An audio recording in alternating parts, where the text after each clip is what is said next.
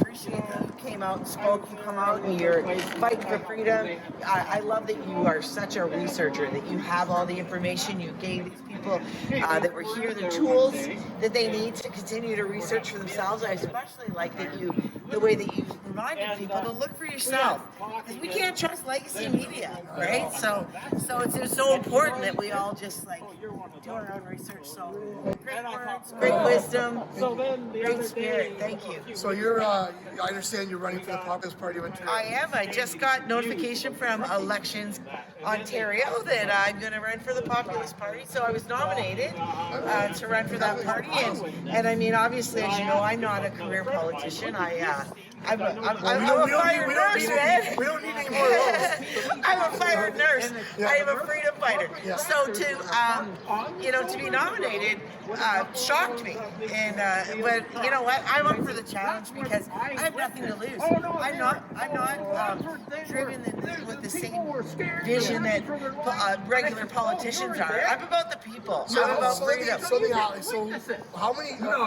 How many places wearing their mask going into ridings? How many ridings are there? Our Populist Party, you know what? They're just like if you know, it is the purple wave. Okay, so you remember we started with the Ontario First Party, which was going to have Randy Hillier lead, and Randy decided, as you know, Randy stepped down out of politics, and then his more recent political arrest happened. So the Ontario First Party dissolved. So they had that in the plan. So then they switched gears because we want to keep that purple wave. We want to keep that same vision going. So is it affiliated with Maxime Bernier still then? Well, you see, it's when you look at it, because you're talking federal versus provincial. So this, in the same way that the Conservative Party is a provincial, and then we have the Progressive Conservatives. You can't really call them affiliated, but you can call them like-minded, value-driven. Okay. So basically, every value, every thought, like they are just like-minded. They're comparing them, kind of saying the PPO and the PPC are cousins, because we share the same values. So affiliated, no. Does Maxime Bernier agree with our values? Absolutely.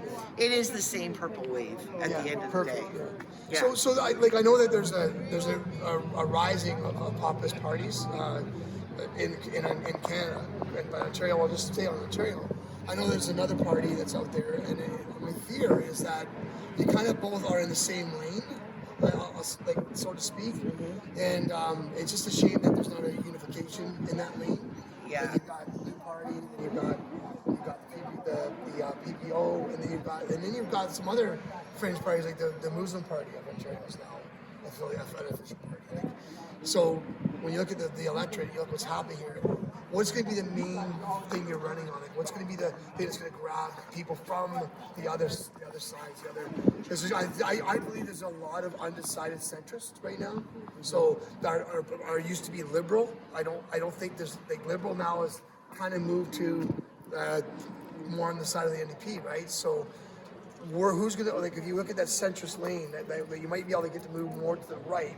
I hate using the right left, but it is. I know, but it is what it is. And this whole alt-right, there is no alt-right, guys. Like that's just a very catchy phrase that the globalists have used to vilify and make us out to be kooks and the boogeyman.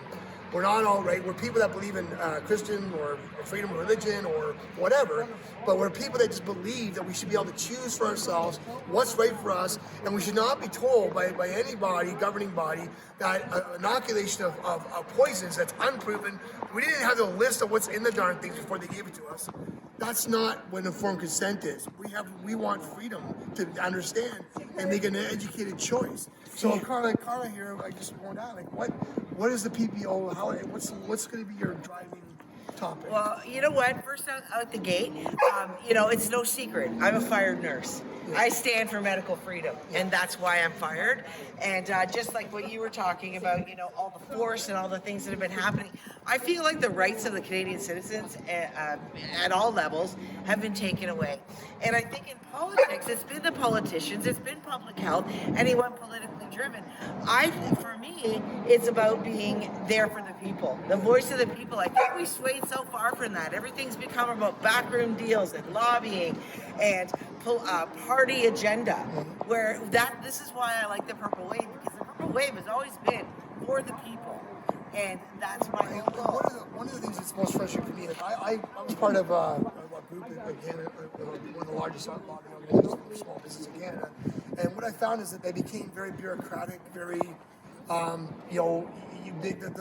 freedom of ideas was being lost in that group. Right. So I left it, and then thank God I couldn't even imagine being part of it right now with small business. But then I also look at the freedom movement since I got involved in late 2020. There's a fragmentation of ideas and of sharing knowledge, platform, information, and it's bothersome, right? Because the only way that we can actually stand a chance of beating the megalomania that's out there, these Bill Gates and the leftists and the Antifas and the people that are out to try to steal our freedom. It's unity. That's the answer. So we have to unify. So we have to find a way. This is why I left the Action for Canada. I haven't been really part of Action for Canada. I've been still on their thing, but I don't get involved because even at that level, we're starting to have dissension amongst, well, this person's okay and that person's not. And you have the worldwide rally group. This is not a sanctioned event by Worldwide Rally. There's no sanctioning. This is freedom. There should be no sanction anything. That's right. So at the end of the day, we're Canadians. Right? We're Canadians, and we need to individually and collectively stand for freedom. And that's my number one. That is where my heart is.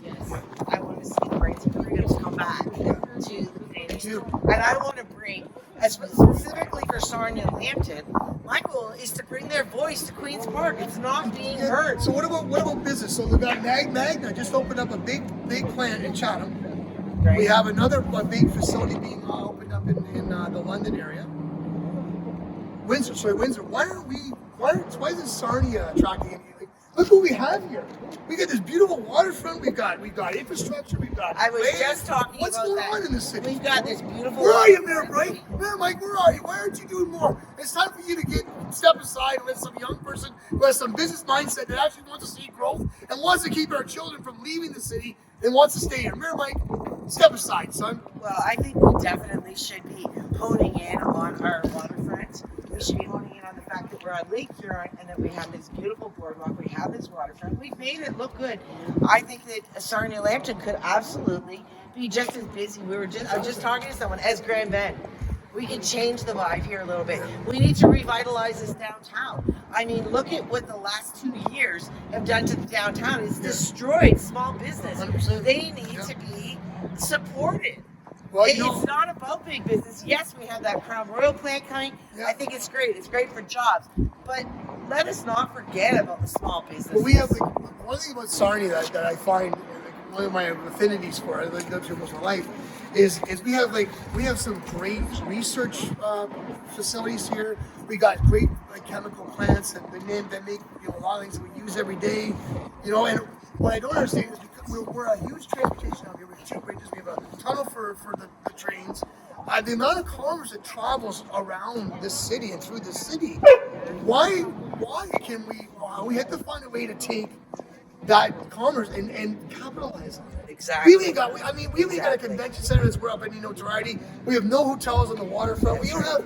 What I want to see is more people like yourself coming in across the country. They have like cities like communities like Sarnia where they got all this opportunity. And it's just been and like you said, Sarnia has unique opportunities. We do have the Blue Water Bridge, so we're connected to the United States.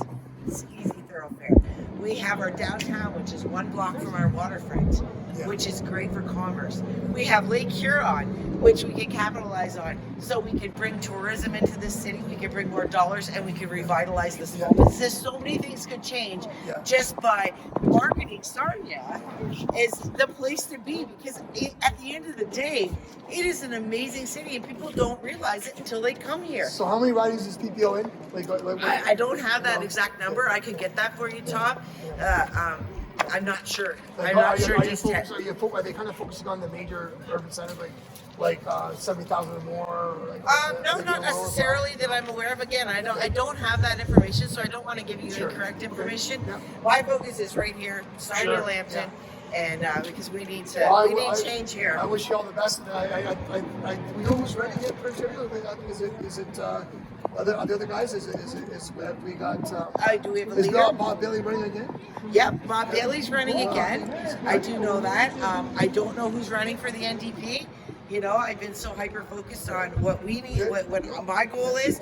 I do know that directly I am going against Well, you know, Bob you have Bailey. a I'm story, going after right? his seat, Yeah, man. You have a story. You have a story. You know, and what's happened to you should never have happened to anyone. Should never happen to you or anyone else. And it's happened to many people in Sarnia-Lambton. So your story is one that we need to get out there, and we need to have all the other stories that are out there that are like yours that actually can start to rally behind you and start to realize that like the only way we can stop it from happening ever again is by getting into the decision-making process and being a part of that process. It's standing up and not backing down. There's nothing that can stop me from backing down. Nothing. No, me neither. There's nothing. Not a gun to my head, not anything. I will not back down. Yeah, Dr. Fauci's got no power over me. No power over me. Well, listen, I've got to go. I got to get back. And I just want to give you a hug. I just want to thank you again. It's so great. Thank you so much. Yeah, take Best of care, luck. Tom. Best of luck to you.